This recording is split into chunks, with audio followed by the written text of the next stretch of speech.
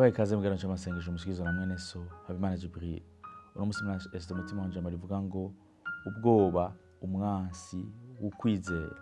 Abakristo benshi baraca mu bibazo ugasanga baciye mu bibazo mwo gasanga kubera ubwoba bafise bigatuma batizera ku Imana hari ico bakorere, bagatuma batizera ku Imana ishoboye, bagatuma batizera yuko ivyo bibazo barimwo canke iyo nzira barimwo Imana ishobora kubibakuramo. Ngoro musanje kubwira yuko ukwiye kwirukana ubwoba, ukwiye gushira ku ubwoba, kuko ubwoba no mwansi ukwizera. Zatevye gatuka dusome muri Matayo igice 8 guhera ku 23 gushika ku 27.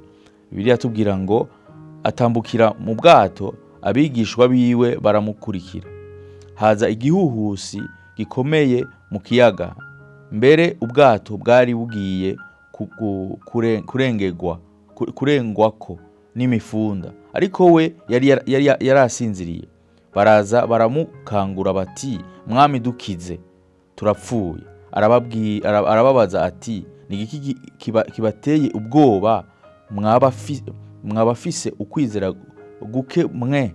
Buno aravyuka azibiza inguza n'ikiyaga, haza agahwekere gose. Uko urasoma ino jambo uratahura ukuntu abo bantu bari bafise ukwizera gukeya. Ubwoba nibo bwatumye ukwizera bafitiye Kristo gutakara. Hano Yesu arababwira ngo nigiki kibateye ubwoba, mwabafise ukwizera guke? Kuko ubwoba iyo buje ku muntu yitwa ko yizeye, agize ubwoba gato ukwizera kuba gupfuye, kuko ukwiye kwizera ko Imana ishoboye. Iki gihe Yesu bari kumwe, bari bavanye Yesu avuye gukora ibitangaza, avuye gukiza abagwayi. Wa wundi nyene yari yakoze ibitangaza, wa wundi nyene yaragaburiye abantu mikate, wa wundi nyene bari babonye akiza abantu ingwara z'ubwoko bwose. Bari kumwe mugabo bafise ubwoba bw'imifunda, bafise ubwoba yuko bagiye gutwarwa, kandi ufise ubushobozi ari kumwe nabo. Ndababwira ko no munsi ukwiye gutahura yuko pemporte ivyikuracamo, pemporte ibibazo bikuracamo, ukwiye gutahura kuri wenyene, kuko yazusezera yavuze ngo sinzobata, ngo nzokoma ndi kumwe nawe. Ukwiye gutahura yuko umwami Yesu muri kumwe, muri ubwo bubabare muri kumwe, muri uko guzazanirwa muri kumwe, muri uko utari kuratahura ibintu. Kadusome muri Zaburi igice ca 23 gura ku murongo wa 4.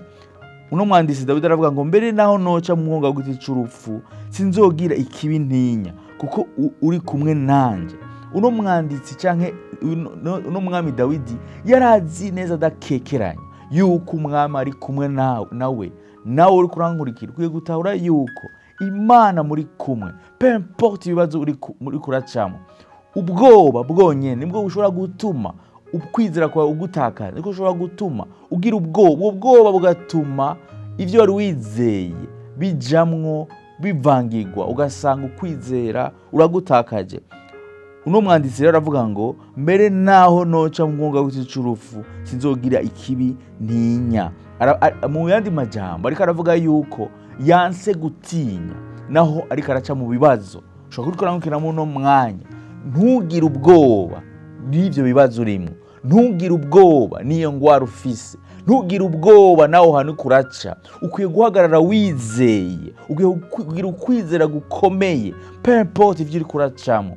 Naho woca mu mwonga w'igiti c'urupfu, naho woca mu rupfu, naho kumva umengo uri kurapfa, ukwiye kwizera ko Imana ari Imana ikiza, ukwiye kwizera ko Imana ari Imana ibohora, ukwiye kwizera ko Imana ari ishoboye, kuko ubwo bwoba ari umwansi w'ukwizera. Ukwiye kwirukana ubwoba muri wewe, ukwiye kwanga ubwoba muri wewe. So muri Zaburi ya 3:6 aravuga ngo sinzotinya abantu ibihumbi byinshi impande zose kugira ngo bantere. Uno yari Dawidi nyane karavuga ngo ntazotinya. Ico gihe yari yatewe. Dawidi aravuga ngo sinzotinya abantu ibihumbi. Ntazotinya kubera iki? Kuko hari uwo yizeye Imana, kuko yarazi yuko ahaye ikibanza ubwoba umugwaniza camutera, hama agatakaza ukwizera Imana, agatakaza kwemezwa neza kw'Imana ari ico bukore mu buzima bwiwe, kwemezwa neza kw'Imana iri bumukure imbere y'abo bansi biwe. Wowe uriko urankura uno munsi ukwiye gutahura yuko umwami wacu ari kumwe nawe, peu importe ivyo uriko uracamwo ari kumwe nawe. Ukwiye kumwizera, ntukwiye gukekeranya, ukwiye kwirukana ubwoba, kuko ubwoba bukuraho ukwizera. Matayo 14:33 aravuga ngo haza igihuhuta aratinya, atanguye kuroka arataka ati ntabara mugenzi. Iki ni cya gihe Yesu yarugisa abigisha ngo bamwitangire imbere. Hama Yesu atangura kugendera hejuru y'amazi. Hama abigisha bamubonye bagira ubwoba bavuga ngo ni gihume. Mugabo Petero amaze kumumenya avuga ngo nimbura umwami by'ukuri mbwira ntambukire kuri ayo mazi. Akivuga iyo jambo yavuga nk'umuntu yizera. Hama Yesu aramubwira ngo hama aratambuka. Atambutse biri tubwira ngo haza igihuhuta, uva haje umuyaga. Hama aratinya. Amaze gutinya, ukwizera kose kwaciye gukoroka.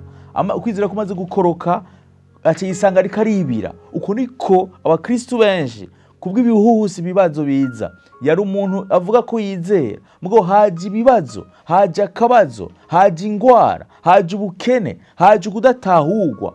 Ico gihuhusi kikuzanyemwo ubwoba. Mugabo ntukagire ubwoba. Mera nka Dawidi uvuga ngo naho nzoca mu bwongo bwawe c'urupfu sinzogira ikibi ninya. Ntukwiye gutinya uri kurangura no munsi, kuko ubwoba ni umwansi ukwizera. Ukwiye kwanga gutinya hamukizera, kuko ukwizera kuvuga gute? Ukwizera kuvuga ngo ndizera n'igihe ndiko ndabona ibintu bitandukanye ivyo nizera. Uriko urabona ubukene, ntuvyemere ko bikugera hano bigutera ubwoba. Izera kw'Imana iri buca inzira. Mbega ni ingwara abaganga bakubwiye ko iyo ngwara urwaye utazokira. Ntukwiye kuvyizera, ariko ukwiye kwizera kw'Imana ari Imana ikiza. Ijambo ry'Imana tubwira yuko ngo Kristo ngo yagendagirira neza abantu, yagendera bakiza bakura mu vyago. Ujya Kristo niwe nuko ari uno munsi kandi ko azokwama bidashira. Azokwamakiza, azokwamagirira abantu bose, azokwamagirira ineza abantu bose bamwegereye.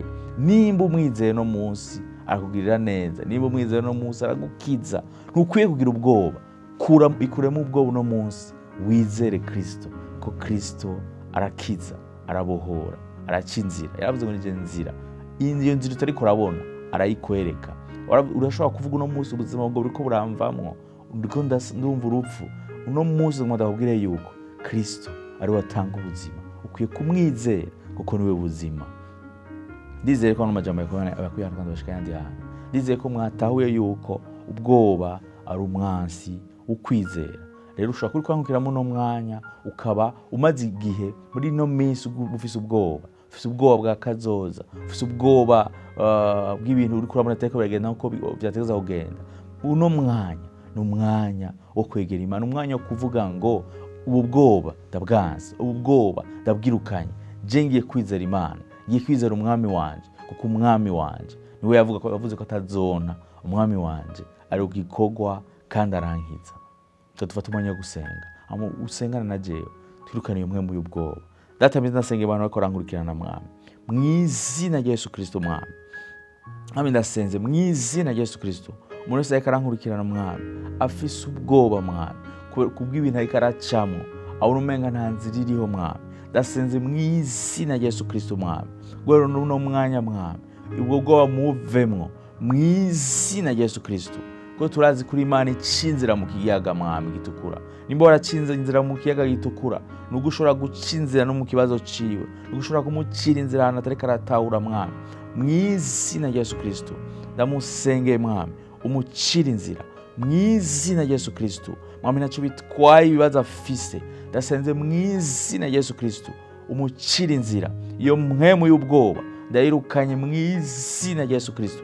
Ubwo bwoba mwami butuma atizera ndabukubise hasi, ndabwirukanye ubuzima bwiwe mw'izina rya Yesu Kristo. Urakoze atameze ko umugiriye neza, urakoze atameze ko umukijije, urakoze atameze ko ugiye kumva inaye mwami, ko atakigira ubwoba ariko ko kwizera kwa kwizera mwami, mu izina rya Yesu Kristo. Ndasengera n'abo bantu mwami bagwaye mwami, bamaze igihe kinini bagwaye mwami, ariko mwami ingwara zabo mwami zatumye bagira ubwoba, hari batangura kwiyumvira ngo bagira bapfe, batakaza ivyizigiro. Ndasenze mwami iyo mpwemu y'urupfu, iyo mpwemu batera ubwoba ibavemo mu izina rya Yesu Kristo. Ndabatuye kukwidegembya mu izina rya Yesu Kristo. Ndacagwa imigozi yose y'umugwanizi mu izina rya Yesu Kristo, ibitero byose bibatera mu vyiyumviro mu izina rya Yesu Kristo. Mwami ndasenze mwami, ndasenze mwami, ikintu cyose cyariko kirabatera gitsindwe. Ndasenze data mwiza, impwemu y'urupfu ibarekure, ingwara y'ikirazi ibarekure mu izina rya Yesu Kristo. Umuntu wese agwaye, ndasenze mwami abantu wese afashe mwami, yakira gukira mu izina rya Yesu Kristo, yakira gukira mu izina rya Yesu Kristo. Urakoze atameza kubagiriye neza, urakoze atameza kubacira inzira, ukuri Imana ikiza, ukuri Imana ibohora, ukuri Imana igaragaza. Ndasengeye umuntu wese mwami afite ikibazo mwami, atikareka abona inzira, urakoze atameze kurukura mucira inzira, guhera ubunyene mu izina rya Yesu Kristo. Danse kuzazanirwa, danse mwami ubwoba mu izina rya Yesu Kristo. Urakoze data mwiza, kugira mwami wacecekesheje mwami imifunda mwami. Ndasenze mwami n'umutima w'uwo muntu akarankukirana mwami, hajeho mwami gutekereza, ko waravuze mwami ko ari mu gutekereza mwami, ko ariho mwami umuntu azobona mwami gukira mwami. Ndasenze mu izina rya Yesu Kristo, yakira umutuzo, yakira gutekereza, yakire mwami ukutaba ubudahangarwa mwami, ubudahangarwa mwami ubwo umuvemwo mu izina rya Yesu Kristo. Akoze atameza kubona wiyerekanye, akoze atameza kubona ugiye gushinga inahe mwami, kugira neza kwawe, kubukijije, kububohoye, kubukwiye ko mwami mwemu y'ubwoba. N'imizenzo ndabisenda vyizera. Amen, amen, amen. Ndizere rero ko no mwanya w'amasengesho wabaye umwanya mwiza. Nize ko atawe no jambo yuko ubwoba ari umwasi wo kwizera, ukwiye kubukunga ubwoba, ukwiye kubwanga, ukwiye kuguma imbere y'Imana, kugira Imana iguhe inkomezi.